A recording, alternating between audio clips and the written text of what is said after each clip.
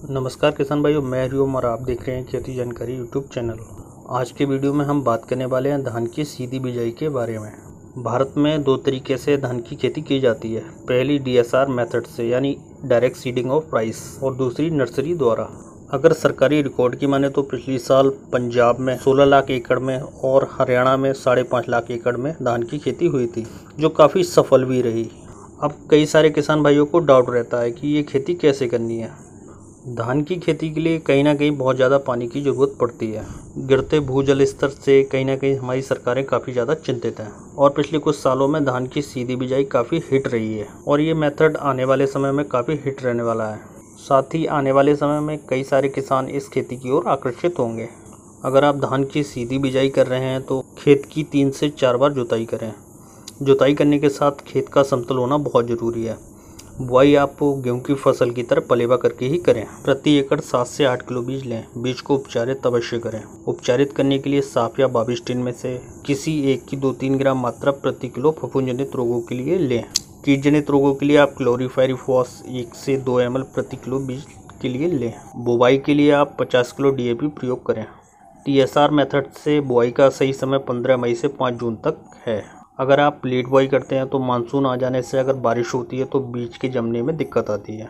बुआई मशीन द्वारा ही करें। बीज की ज़मीन में गहराई 3 सेंटीमीटर से ज़्यादा ना रखें। अगर इससे ज़्यादा है तो जर्मिनेशन में काफ़ी दिक्कत आती है। बुआई के बाद आप पाटा जरूर लगाएं। बुआई के तुरंत बाद घास को जमने से रोकने के लिए आप 1.5 लीटर पेंडा के साथ साथी दवाई 80 से 100 ग्राम का 150 से 200 लीटर पानी में छिड़काव करें। इस मेथड में आप धान की पहली सिंचाई 20 से 21 दिन पर ही करें। पहली सिंचाई पर आप 20 से 25 किलो यूरिया दें, साथ ही 10 किलो जिंक और 20 से 25 किलो पोटास दें। अब जैसे जैसे वानस्पतिक विकास हो, यूरिया की डोज आप बढ़ाते चलें। फसल में दीमक की रोकथाम के लिए 1 लीटर से 1.5 लीटर क्लोरीपायरिफॉस बहते पानी के साथ डालें। अगर इस समय खरपतवार जमा है तो आप नॉमिनी गोल्ड 100 ml प्रति एकड़ का छिड़काव अवश्य दें।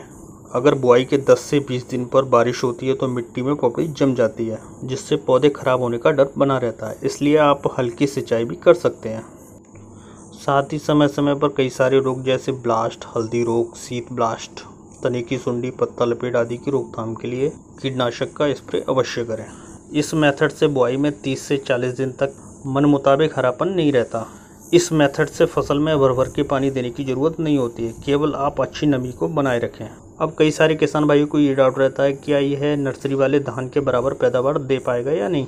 तो मैं आपकी जानकारी के लिए बता दूं कि पिछली बार जहां जहां इस धान की खेती हुई है वहां काफ़ी अच्छी पैदावार देखने को मिली है, और कहीं ना कहीं नर्सरी वाले धान के बराबर ही पैदावार दी है। इस तकनीक से बुआई में कहीं ना कहीं सीधे सीधे 30 से 40% तक पानी की बचत होती है। साथ ही श्रम और लागत में काफ़ी कमी आती है। फसल 20 दिन पहले पकती है तो आपको अगली फसल के लिए पर्याप्त समय मिल जाता है। अगर आप इस मेथड से धान की बुआई कर रहे हैं तो आप कम समय में होने वाली कोई वैरायटी का चयन करें। इस मेथड का कहीं ना कहीं पानी बचाना ही उद्देश्य है।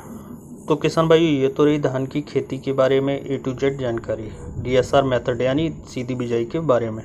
तो किसान भाइयों, आप भी इस तकनीक से धान की खेती कर सकते हैं और कहीं ना कहीं मजदूरी और लागत को अपनी कम कर सकते हैं। वीडियो अच्छी लगी हो तो एक लाइक करिए, साथ ही चैनल को सब्सक्राइब किए बगैर मत जाना। जय किसान।